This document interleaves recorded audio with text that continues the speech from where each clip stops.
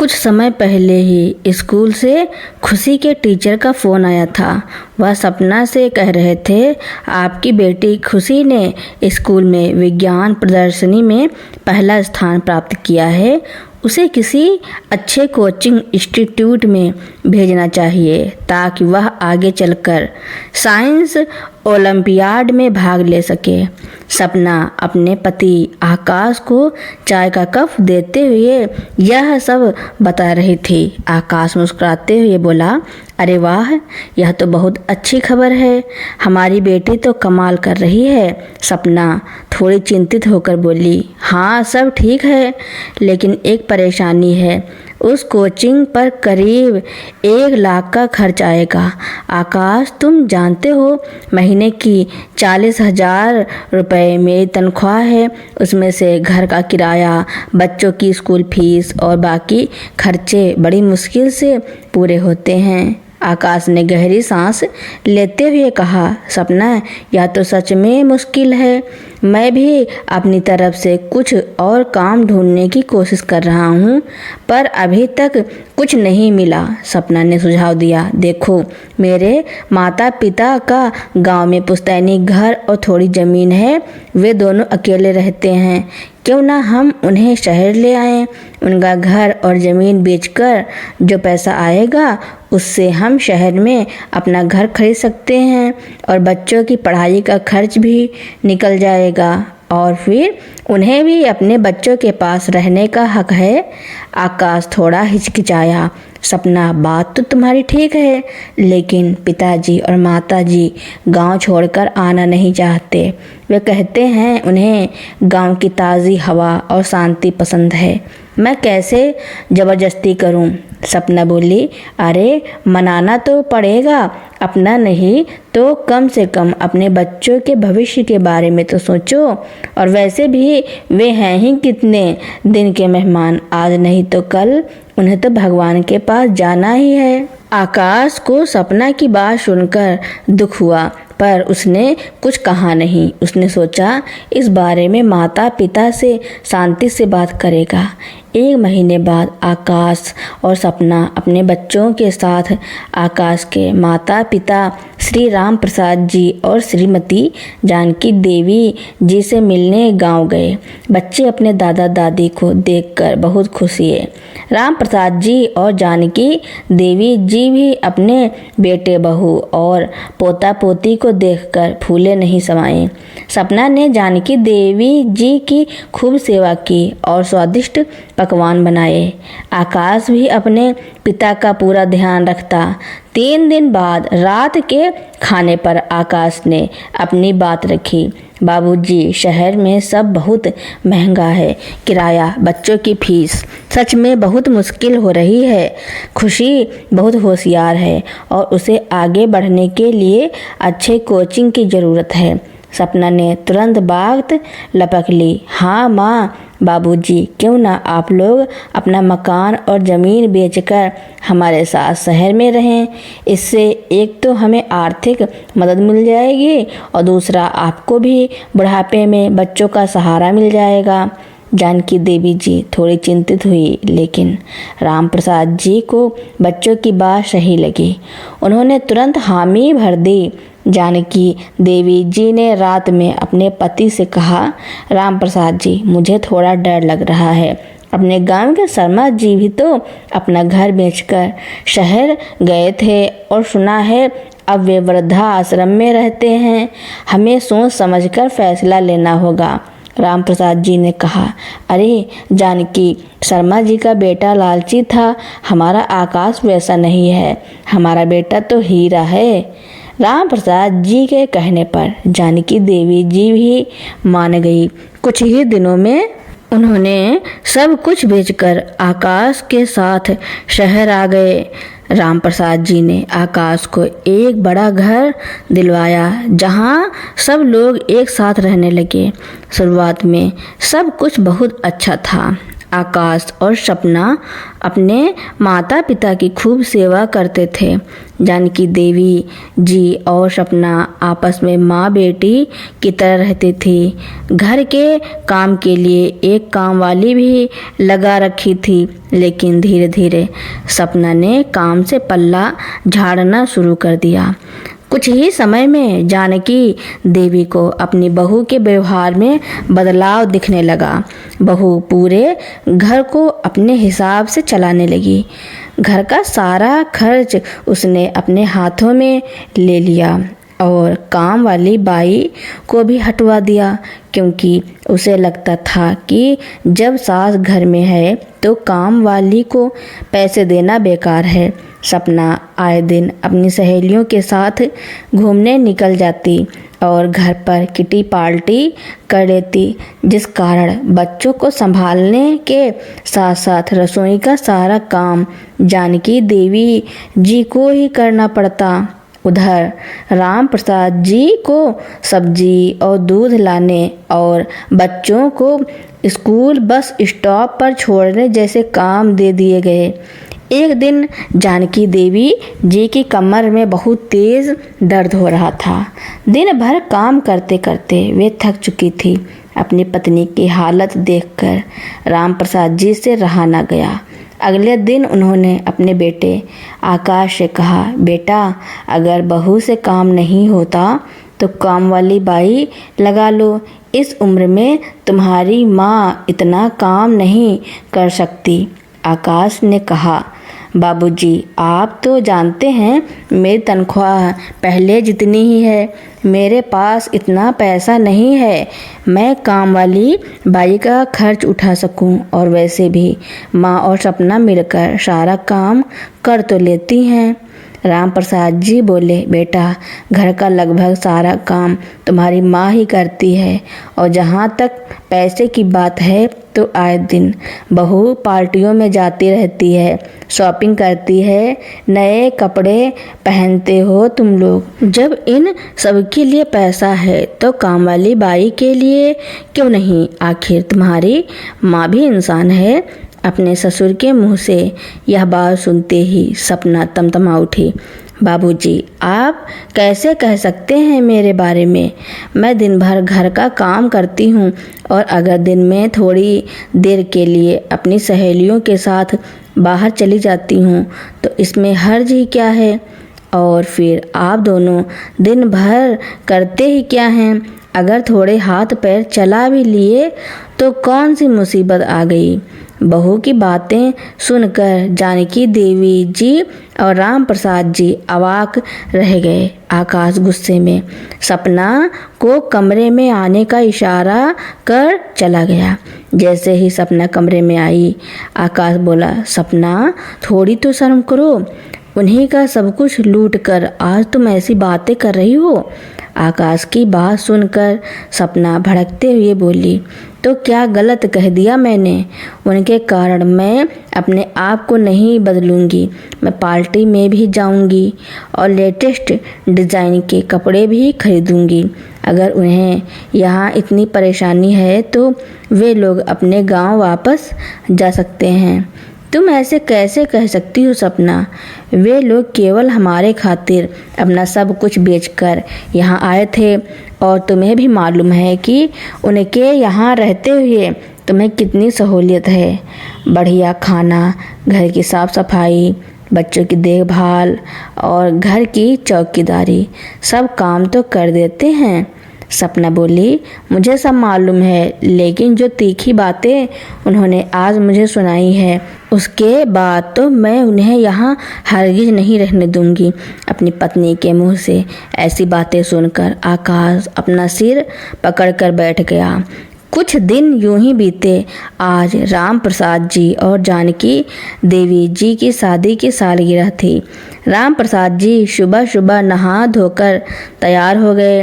वे अपनी शादी की सालगिरह को यादगार बनाना चाहते थे। जैसे ही वे कमरे से बाहर निकले, सपना ने उनके हाथ में एक थैला और 200 रुपये थमाते हुए कहा, बाबूजी सब्जियां ख़त्म हो गई हैं, ले आइएगा। और हाँ, हरी मिर्च और धनिया पत्ती लाना मत भूलिएगा। राम प्रसाद जी ने देखा कि आकाश भी अपने काम पर जाने को तैयार था और चाय नाश्ता कर रहा था। राम प्रसाद जी अपने बेटे के पास गए और उसे कहने लगे, बेटा तुम्हें तो मालूम ही है कि आज का दिन मेरे लिए कितने मायने रखता है, इसलिए मैं चाहता हूँ कि तुम्हारी माँ को मैं कुछ सरप्राइज़ दूँ। ऐसा कहते हुए राम प्रसाद जी ने अपने बेटे से कुछ पैसे मांगे। आकाश ने कहा, बाबूजी मैं तो महीने की तनख्वाह लाकर सपना के हाथ में दे देता हूँ, आप उसी से मांग लीजिए।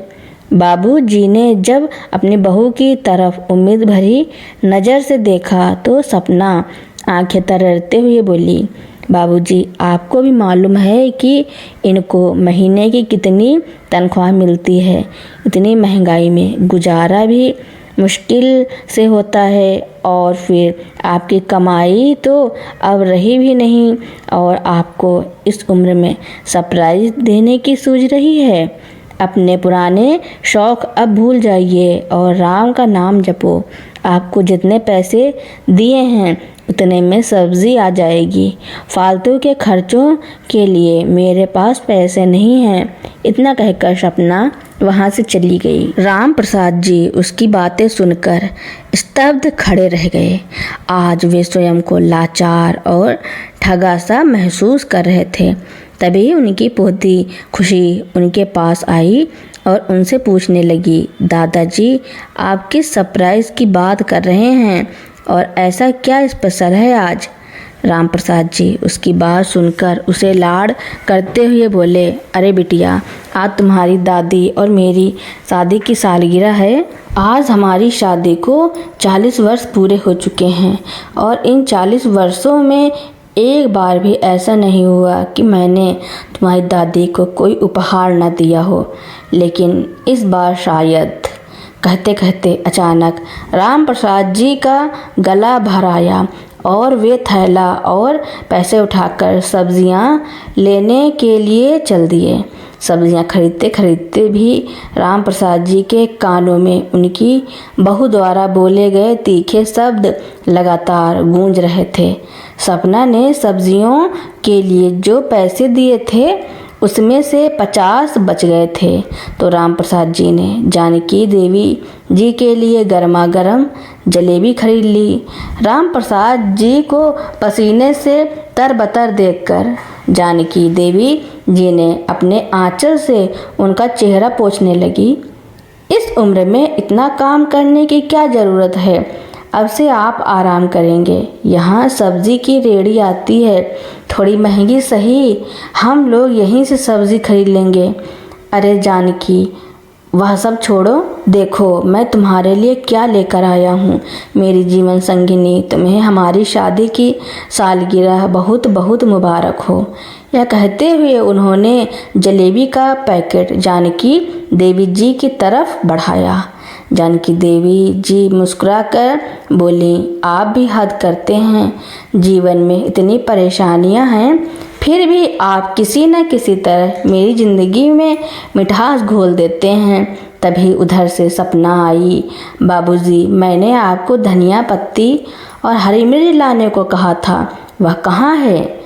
बोलते हुए उसकी नज़र जानकी देवी जी की तरफ गई और उनके हाथ में जलेबी का पैकेट देखते ही भड़क पड़ी। अच्छा, तो वो पैसे आपने माँ जी के लिए जलेबी लाने में खर्च कर दिए? शर्म नहीं आई आपको इस उम्र में चोरी करते हुए? जानकी देवी जी बोली, बहू इसमें इनका कोई कसूर नहीं है, यह तो केवल मेरी खुशी के लिए मेरी मनपसंद जलेबी खरीद कर ले आए थे। यह बात चल ही रही थी कि अपने दादा दादी को एनिवर्सरी का तोहफा देने के लिए उनके पोता पोती बगीचे से कुछ फूल तोड़कर उनका एक गुलदस्ता बनाकर ले आए और बोले, दादू दादी हैप्पी एनिवर्सरी। जानकी देवी जी और राम प्रसाद जी अपने पोता पोती को ढेर सारा आशीर्वाद देने लगे। अपने बच्चों का दादा दादी के साथ लगाव देखकर सपना जल भुनकर कोयला हो रही थी। उनके कान पकड़ते हुए बोली, जब देखो अपने दादा दादी के आसपास मंडराते रहते हो, कोई पढ़ाई लिखाई नहीं है क्या? चलो यहाँ से। तभी आकाश घर में आया और बोला, जब भी घर आता हूँ बस कलेश। अब क्या हो गया? तो सपना ने चिल्ला चिल्ला कर उसे सारी बात बताई। उसकी बात सुनकर आकाश अपने माँ बाबू जी के पास गया और बोला, आप दोनों इस घर में शांति से नहीं रह सकते हैं क्या? जब से आप लोग आए हैं मेरा तो जीना दूभर हो चुका है, और बाबूजी आपकी कमाई अब नहीं है तो अपने पुराने शौक पर भी जरा लगाम कसिए। ये बातें सुनकर राम प्रसाद जी को गुस्सा आया और वह बोले, तुम्हारी हिम्मत कैसी हुई हम लोगों से इस तरह बात करने की? यह मत भूलो कि केवल हमारी वजह से आज तुम लोग इस घर के मालिक बने बैठे हो, तो कोई एहसान नहीं किया है आप लोगों ने। सभी माँ बाप अपने बच्चों के लिए करते हैं। यह कहते हुए गुस्से से तिलमिलाता आकाश अपने पैर पटकता हुआ अपने कमरे में चला गया। जानकी देवी जी और राम प्रसाद जी अपने बेटे बहू के रवैये पर हैरान थे। राम प्रसाद जी की नज़र अपनी पत्नी की ओर गई तो देखा उनकी आंखों में आंसू थे।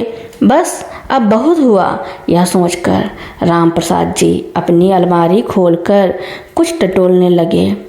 अगले दिन सुबह जब आकाश नौकरी पर जाने के लिए तैयार होकर जूते पहन रहा था तो देखा राम प्रसाद जी अपने थैले में कुछ कागज़ रखते हुए बाहर की ओर निकल रहे थे। तब आकाश ने पूछा, कहाँ जा रहे हैं? तो राम प्रसाद जी बोले, बैंक जा रहा हूँ, कुछ पैसों की ज़रूरत है। इस पर आकाश ने कहा, आपको पैसों की क्या ज़रूरत पड़ गई? तो राम प्रसाद जी बोले, बेटा मैं कोई भिखारी नहीं हूँ जो तुमसे पैसे मांगता रहूँगा।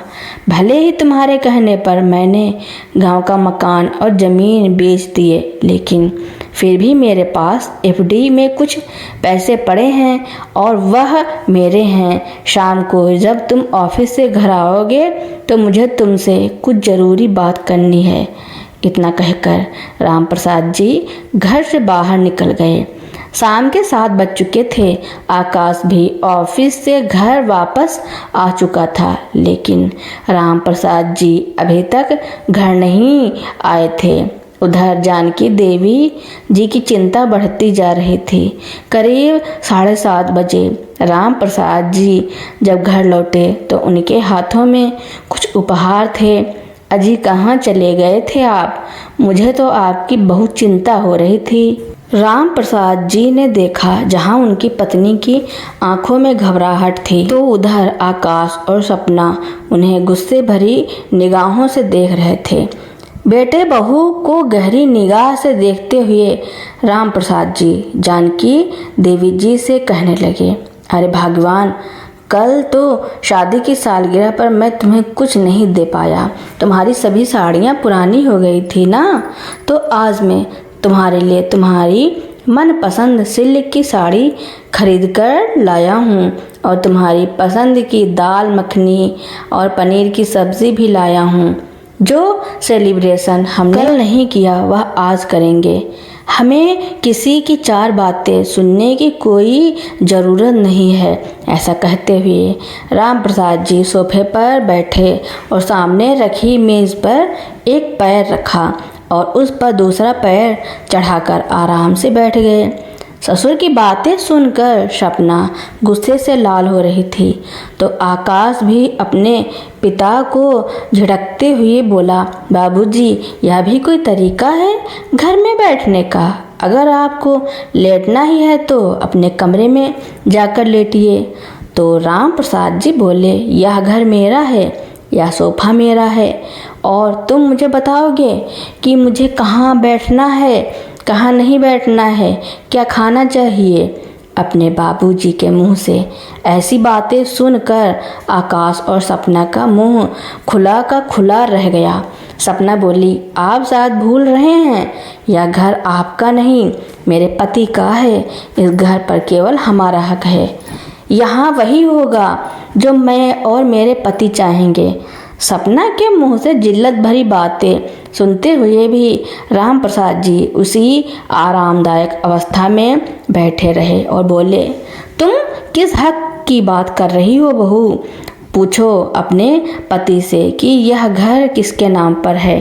टैक्स बचाने के चक्कर में उसने अपनी माँ, जो कि महिला सीनियर सिटीजन है, उनके नाम पर रजिस्ट्री करवाई थी। और मैं भी यही चाहता था कि यह घर तुम्हारी माँ के नाम पर ही रहे, इसलिए मैंने ही उसे यह सुझाव दिया था। इस मतलबी दुनिया का हाल देखते हुए जानकी को अपना मकान बेचते समय ही हम दोनों की सुरक्षा की चिंता हो रही थी, जिसके मद्देनज़र मैंने यह फैसला लिया था। मैं इस घर में जो कुछ भी करूं, उसके लिए मुझे तुम लोगों से अनुमति लेने की ज़रूरत है। मुझे नहीं लगता इतना बड़ा धोखा।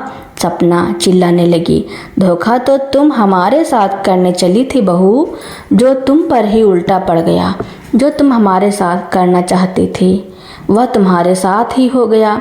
बस फ़र्क इतना है कि पहले इस घर से हम दोनों जाने वाले थे, अब तुम लोग चलते बनो। अपने पिता के मुंह से ऐसी बातें सुनते ही उन दोनों का मुंह खुला का खुला रह गया। फिर आकाश बोला, मगर बाबूजी, आप यह बात भूल रहे हैं कि पिता की प्रॉपर्टी में बेटे का पूरा अधिकार होता है।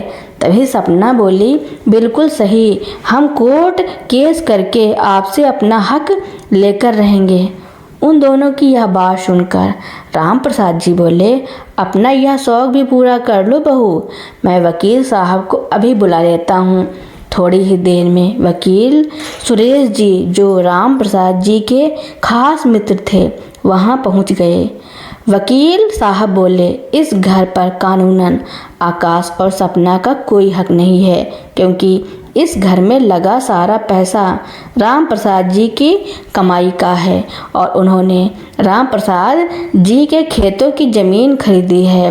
वे इस बात के गवाह हैं। तो जो कुछ भी है राम प्रसाद जी का है। उनकी मर्जी के बगैर तुम्हें कुछ नहीं मिल सकता, चाहे लाख कोर्ट केस कर लो। राम प्रसाद जी की यह बात सुनकर सपना और आकाश एक दूसरे की शक्ल देखने लगे। फिर वकील साहब के जाने के बाद राम प्रसाद जी बोले, अब तुम ज़्यादा देर मत करो, अपना सामान उठाओ और चलते बनो यहाँ से। अपने ससुर के मुंह से यह बात सुनते ही सपना तो जैसे उबल पड़ी, बस इससे ज़्यादा जिल्लत मैं बर्दाश्त नहीं करूँगी। हम लोग आज ही यह घर छोड़कर चले जाएंगे। कहते हुए सपना तेजी से अपने कमरे में गई और सामान पैक करने लगी। तभी आकाश अंदर आया और उसे डांटने लगा, तुम पागल हो गई हो? तुम्हें पता भी है बाहर कितनी महंगाई है? घर का किराया ही 15,000 रुपये है, ऊपर से बच्चों की फीस और राशन पानी। हमारी फिर से वही हालत हो जाएगी जो पहले थी, और वैसे भी सारा किया धरा तुम्हारा है। मैंने तुम्हें कितनी बार समझाया था कि माँ बाबूजी का ही सब कुछ लेकर उनसे ही बदतमीजी मत किया करो, लेकिन तुम नहीं मानी। अब जब पानी सर के ऊपर चला गया तो यह सब तो होना ही था। आकाश की बातें सुनकर सपना का सिर चिकराने लगा और वह सिर पकड़कर धम से बिस्तर पर बैठ गई। उसे अपनी गलती का एहसास हो चुका था। अपने हाथों से बाजी निकलते देखकर सपना थोड़ी ही देर में बाहर निकली और अपने सास ससुर के पैरों में गिर गई। बाबूजी, गलती तो आखिर बच्चों से ही होती है, लेकिन बड़ों का फर्ज है कि उनकी गलती पर उन्हें डांटकर समझाएं, लेकिन बेघर करना तो गलत है ना। फिर पीछे पीछे आकाश भी बाहर आया और बोला, बाबूजी, अपने पोता पोती का तो सोचिए, वे कहाँ जाएंगे बेचारे। और फिर छोटे मोटे झगड़े आखिर किस घर में नहीं होते, उन्हें बढ़ाने के बजाय बैठकर सुलझाना चाहिए। फिर राम प्रसाद जी बोले, तुम लोगों के साथ अच्छा रिश्ता रखने की मैंने भरपूर कोशिश की, केवल तुम्हारे लिए हम अपनी इच्छाओं को भी भूल गए, पर तुमने तो अपने माँ बाप का प्यार और त्याग पल में भुला दिया। लेकिन अब मैं एक अच्छा पिता बनने की ख्वाहिश नहीं रखता हूँ, अब मुझे केवल एक अच्छा पति बनना है। और आकाश, अगर अब तुम लोग इस घर में रहना चाहते हो तो तुम्हें मुझे महीने के 20,000 देने होंगे, जिससे मैं अपनी पत्नी अपना खर्च चला सके, और घर और रसोई का सारा काम तुम्हारी पत्नी देखेगी। तुम्हारी माँ अब से घर का कोई काम नहीं करेगी। यह तुम्हें मंजूर है तो तुम लोग यहाँ रह सकते हो, वरना दरवाज़ा तुम्हारे सामने है। इतना कहने के बाद राम प्रसाद जी अपनी पत्नी के साथ बैठकर अपना पसंदीदा भोजन करने लगे। उस दिन के बाद से आकाश समय पर अपने पिता के हाथ में महीने का खर्च थमा देता। उधर सपना ने भी वचन दिया कि वह अपनी भूल सुधारने की पूरी कोशिश करेगी।